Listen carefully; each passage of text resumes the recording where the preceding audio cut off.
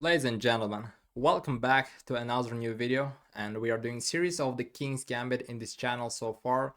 And both of the video that I created previously got more than like 1,000, and the last one got 2,000, which is that incredible numbers. Motivating me and helping me a lot to create a new content for you guys on this Royal Chess Vibes channel. And today we're gonna continue our speed run by playing the King's Gambit.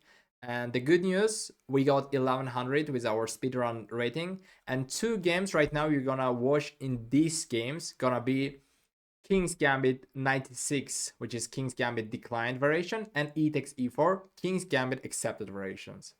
Both of the games were played by 1100, so we are leveling up and the opponent's level also going up. But the King's Gambit is always the best so far. Another game. Hopefully this is another King's Gambit game, I would say. All right, now another thing also I need to mention, we moved to 1100 rating range because we also got 1100 ourselves. And we're gonna go for the King's Gambit as usual, f4 and 96. The opponent declining our gambit and we are totally fine with that. We go for knight f3, going for normal case. Yeah, it's still the same. The opponent is still developing the queens too early from the game, like from the beginning of the game. And here I can just take it or I can push it, or I'm saying there's another better option. It's just sacrificing the knight and bringing my knight to center. That looks actually pretty good. That looks actually pretty good. Yeah, let me try this. Knight c3, because we are fine to give up this pawn, because gambits usually are there for a reason. Gambits, you're gonna sack the pawn, because after that you're gonna get some sort of like initiative, and most of the times those initiatives are better development. Like here, like he really attacked, I was like, yeah, I can defend it, but how about if I make even better development, since you're spending the time to take my pawns. Okay, queen f4. I see what he thought. I think I can guess what he really thought, that like queen f4, knight d5, there's a, sorry, like this, check, and then he's kind of double attacking. Pretty good for him, but yeah, knight d5 is like the move kind of we threatened knight d5, but the main idea I played knight c3, it was to develop the pieces, to get better development. And my idea right now would be not really knight d5, but it's a general one. Bishop c4, castle, and there we go. That's our plan. And it's already, I can say, good for white, because we are too ahead in the development. And even once we castle, like this trade comes with tempo because there's a queen. So yeah, the opponent might have right now a hard time. Let's see how he gonna follow up here. Even here, bishop c5 would be not possible because there's a discard attack. Yeah, bit for the queen and the bishop, so he can lose the material. h6. Hard to understand what he really is going for, but I'm just gonna go for castle. It is, I mean, thank you for the opponent. He's helping us. He's helping us, like, because you know, guys, like at the beginning of the game, pushing the pawns are something that you need to avoid. Like, I mean, pushing central pawns is totally fine, but like making the moves like this is not really the case. And queen g4 makes sense. The opponent is trying to get his queen out of the diagonal. And here, there we go. You're gonna see one of the most common tactics that can happen in your King's Gambit opening. And literally we know King's Gambit, like most oftentimes connected with the f7 square. And here we have a tactic with that. Also keep in mind, guys, because some of you asked me like how we can usually create the tactics, you know, what aspects we need to pay attention during the game. My simple response would be for that, try to pay attention usually which piece of your opponent is undefended, you know. And in this case, we are seeing the queen is undefended, right? And another big problem right now black has is that his king hasn't castled yet. And there is tactic we have now on the board. And that is bishop f7 check. The most common and the brilliant tactics happens with the f7 in the King's Gambit. Yes, the opponent without thinking took my bishop, and now there is that surprise. Discovered check, forking the king, and yeah, this is game over, I can say. Sorry for the opponent doing this tactic. But anyways, the good is for you guys because you got this new idea right now. And usually, like, it hasn't should be the queen on g4. The queen could have been there. This sacrifice would be still strong because you can literally then, let me just go back. You can literally, let's say this is there.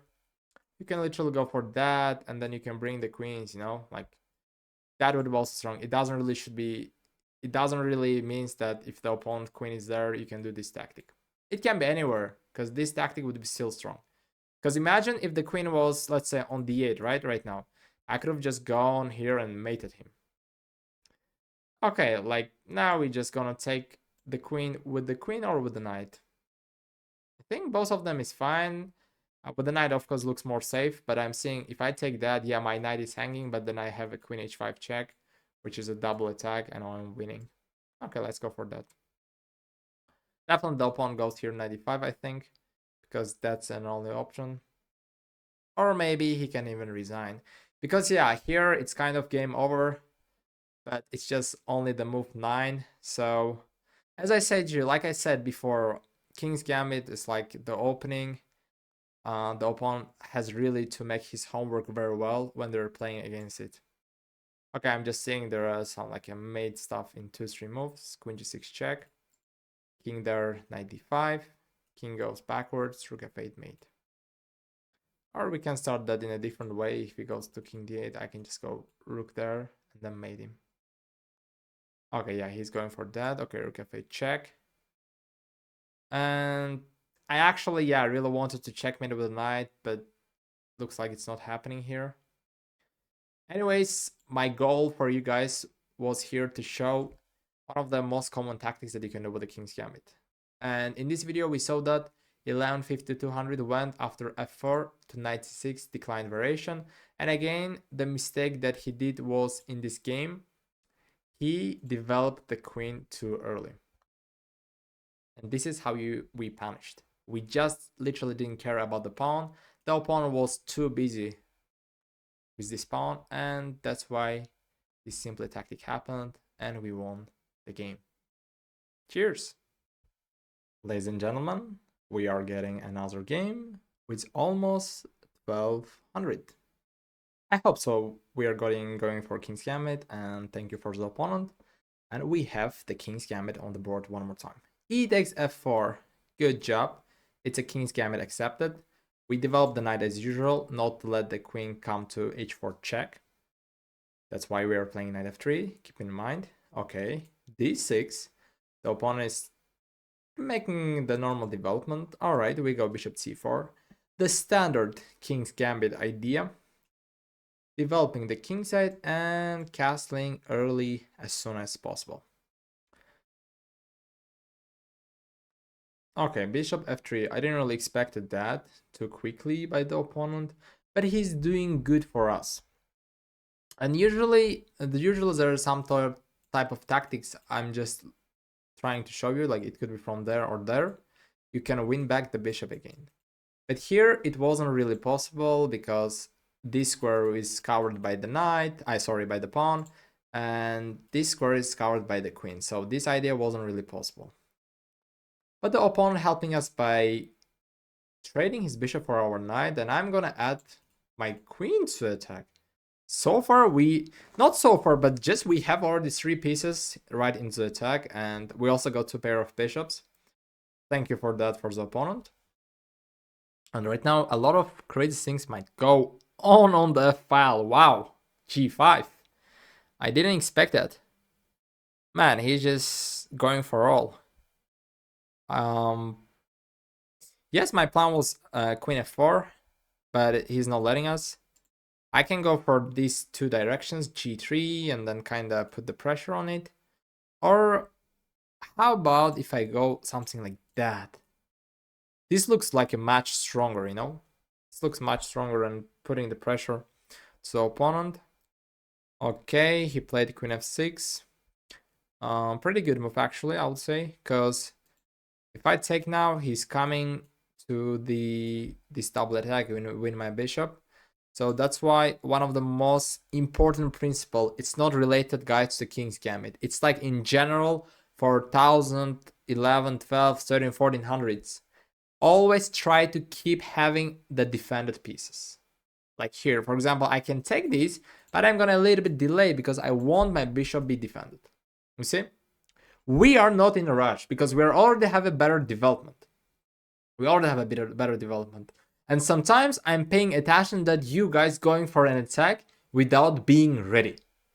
Your goal is not just to start the attack immediately. I mean, that's part of the game, but sometimes it's better to be prepared and then go to attack. For example, look, I have right now 1, 2, 3. If I take these, yeah, I'm kind of having 4 pieces into attack, but I can do these or this one even stronger. Why? Because you see, 95. Am I adding new piece to attack? I am. So the thing is that it's quality, but plus it is quantity as well. The more quantity you have, there will be some occasions where you would be completely fine to sacrifice. Let's just say you have 4 pieces into the attack and you're sacrificing one of them, so they're gonna be still no problem. Why? You still have 3 pieces that can support your attack. And the piece that you sacrificed is just creates a weakness. Okay, he played 96. I can go bishop f4, or I will just go here 95. My general normal pawn. Knight to d5. Attacking the queen and attacking the pawn. And another important thing when you're playing the King's Gambit, yeah, you have tried to start the attack as soon as possible. And most of your successful attacks would be when the opponent not castled, when the king in the center.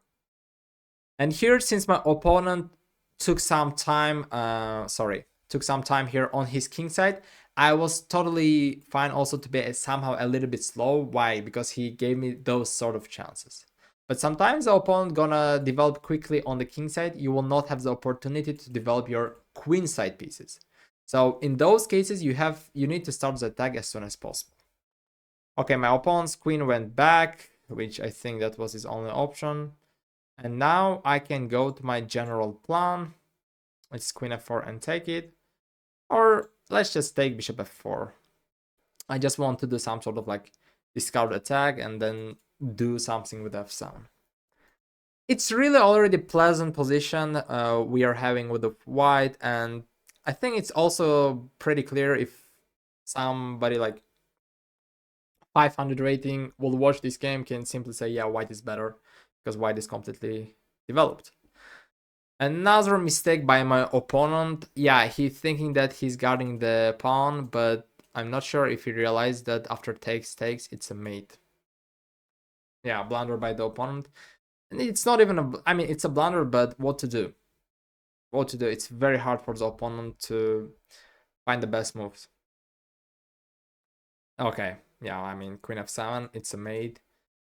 Wow, it's another game like the last game we won like 10 moves, and this game in a 13 moves. Yeah, King's Gambit is very powerful when you have a good knowledge and when you know your stuff very well. So there we go. Checkmate.